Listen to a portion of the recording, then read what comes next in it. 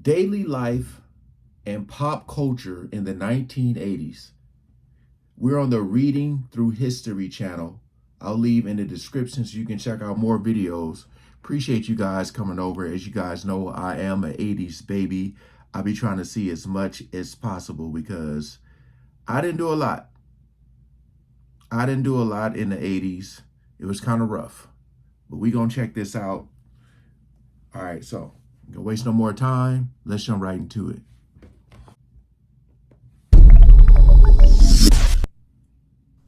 The 1980s were an exciting time for Americans.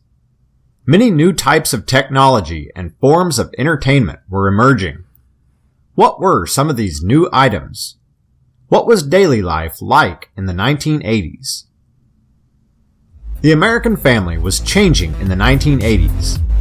Many families felt a need to increase their disposable income, and as a result, more and more women continued entering the workforce. Additionally, broken marriages were becoming more commonplace, with divorce rates reaching their peak in the latter half of the 1970s and remaining high throughout the 1980s. What if it was that crack? Also, many women were choosing to remain single and pursue professional careers. As a result, single-parent families became a significant part of the American cultural landscape. This led to an increased reliance on daycare, with many small children spending time in nurseries during the day. The average income for an employee varied throughout the decade. In 1980, the average salary was a little more than $19,000, while the average salary in 1989 was just over $27,000. Of course, an individual's salary largely depended on their chosen profession. Right. The price of various products rose as well. For example, the average price of a new home in 1980 was about $68,000. See, this, I love this. This is what I want to see. The prices, 68,000. I wonder what like the square footage of that is, you know? Man. $700. Yet, by 1989, the average price of a new home was $120,000. A new car might have cost someone about $7,000 in 1980, but in 1989, it might have cost more than $15,000. Once again, various makes and models of cars would have changed these numbers significantly. The price of other items might not have fluctuated as much. The average price of a gallon of milk in the 1980s was $1.70, and a loaf of bread was 86 cents. I remember that. A good pair of athletic shoes might have cost about $55. While a nice blouse. Now you can add 300 to that, like 355 or 255. Yeah, they'll get you. Look at these prices, man. That's why I feel like a lot of people be shopping at the thrift store, you know. Cost about $16. The average price for a gallon of gas was $1.15. With increasing amounts of leisure time, the American public yearned for entertainment. Fortunately, there were several technological advances that allowed families to be entertained at home. One of the most prominent was the rise of cable television. While cable was available in the 1970s, it did not become a household feature until the 1980s. Cable TV introduced families to a much wider array of viewing choices. Teenagers could watch the latest popular music videos on MTV or music television, while those seeking information could check out the around-the-clock news coverage on CNN, the cable news network. Sports-minded viewers could tune in to the sports network ESPN, while children were entertained by Nickelodeon. Cable television also brought rise to children's daytime programming. Every day after school, kids would rush home to watch the latest episodes of G.I. Joe, Transformers, Thundercats, Oh yeah. He-Man and the Masters of the Universe, and the real Ghostbusters. Dude. Each of these programs had a successful line of toys associated with them. In fact, this type of programming often received criticism, as many adults believed that these shows were nothing more than half-hour-long toy commercials. And now look, they got movies. Network television still provided countless hours of entertainment for families in the evening. The most popular television programs included hour-long dramas such as Dallas and Dynasty. The Dukes of Hazzard, Magnum P.I., and Murder, She Wrote were also highly popular programs. Miami Vice, while only cracking the top 10 in ratings one year, 1987, had a significant impact on men's fashion in the late 1980s. Them suits, man. Several half-hour-long situation comedies were also popular, including Family Ties, Family Ties. Who's the Boss, Yep. and Growing Pains. Dude. The most popular program of the decade was Bill. The Cosby Show, starring Bill Cosby. The Cosby Show topped the ratings chart every year from 1985 to 1990. Despite the popularity of television, many families were also going out to the movies in the 1980s. Raiders of the Lost Ark made Harrison Ford a box office sensation and established Indiana Jones as a legendary character. Big facts. Eddie Murphy also emerged as a rising star, featuring in movies such as Beverly Hills Cop and 48 Hours. Man, Other popular films of the decade included E.T. the Extraterrestrial, Ghostbusters, Gremlins, The Karate Kid, Back to the Future, man. and Top Gun. Bangers, bro. A number of comedy films, such as Caddyshack, Stripes, Porky's, and Police Academy, became classics of the genre. A rivalry also developed between two competing horror film franchises. Man. Each year, except for 1983, saw a new Friday the 13th or Nightmare on Elm Street film, as Jason Voorhees and Freddy Krueger became iconic characters. Which one did y'all like most? Comment below, Jason or Freddy? However, Americans were no longer restricted to just watching movies in the theater.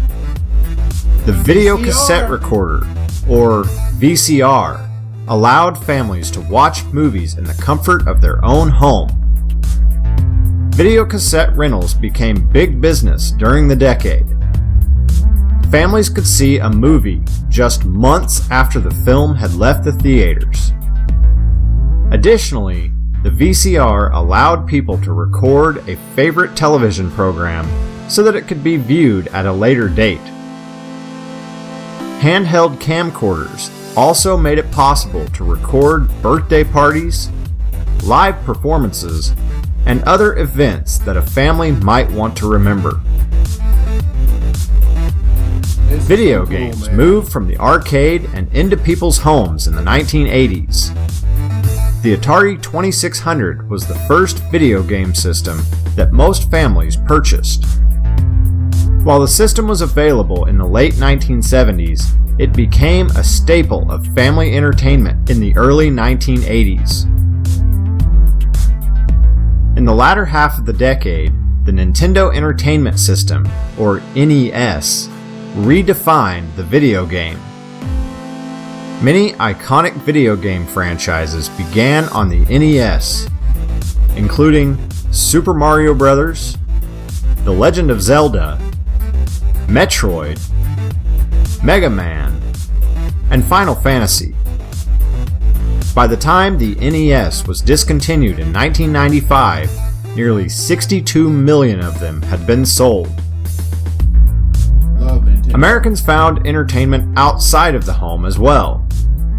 Professional sports flourished during the decade. The National Football League, or NFL, produced numerous stars, including Joe Montana and Jerry Rice. Shout out to the Niners. Their San Francisco 49ers won 4 Super Bowls throughout the 1980s. Meanwhile, the 1985 Chicago Bears became a cultural phenomenon, even producing a hit song, the Super Bowl Shuffle, while on their way to winning the Super Bowl. The National Basketball Association, or NBA, spawned a spirited rivalry between Larry Bird and Magic Johnson. Bird's Celtics won 3 NBA titles, while Johnson's Lakers won 5 championships. In 1984, Americans became enthralled with the Summer Olympics, which were hosted in Los Angeles. Gymnasts Mary Lou Retton and Bart Connor became household names, and track and field star Carl Lewis won 4 gold medals. In boxing, Mike Tyson became the undisputed heavyweight champion of the world in 1988. In music, compact discs were available in some parts of the country, but they were rather expensive. Therefore, most families listened to their music on cassette tapes, and records were still fairly common. The most popular performer of the decade was Michael Jackson. Jackson's 1982 album, Thriller, became the world's best-selling album, selling more than 66 million copies. Aside from Michael Jackson, other performers became famous as well. Madonna burst onto the scene in mid-decade, producing 7 chart-topping songs from 1984 through 1989, along with another 8 that finished in the top 5. Rap music was becoming a prominent force in popular music. Run DMC and LL Cool J were amongst the most popular rappers of the 1980s. The Beastie Boys album, Licensed to Ill, became the first rap album to top the pop charts. Trendy fashion became increasingly important in the 1980s, especially amongst the younger generation. Fashion tended to mimic what was being worn in movies, on television, and by musical performers. As a result, teased hair and excessive makeup became popular. Many teenage girls also wore large hoop earrings, bangles and bracelets, and other accessories. Neon colors became prominent, and millions of kids began wearing athletic shoes made by either Nike or Reebok. It should be noted that not every family experienced the 1980s in the same way. These were just a few of the broad trends that were predominant throughout the decade. Each family and each individual had a unique situation with their own stories, tastes, and preferences. Excellent video. I'm glad he said what he said, because I definitely didn't experience this like a lot of people did. It's like I remember stuff, but like as far as like, I remember I had a Nintendo. Just trying to think what else I had. I think like my first 8 to 9 years, or 7 to 8 years, were golden. And then after that, it just went downhill. Because I remember my 1987 Christmas tape. I remember that. And then after that, I think it just kind of went downhill. But I really didn't know, you know, when you're just young, you don't understand what's going on. But yeah, what a great video, man. Hope you guys enjoyed. Comment below what was your favorite part or your favorite era. Peace out.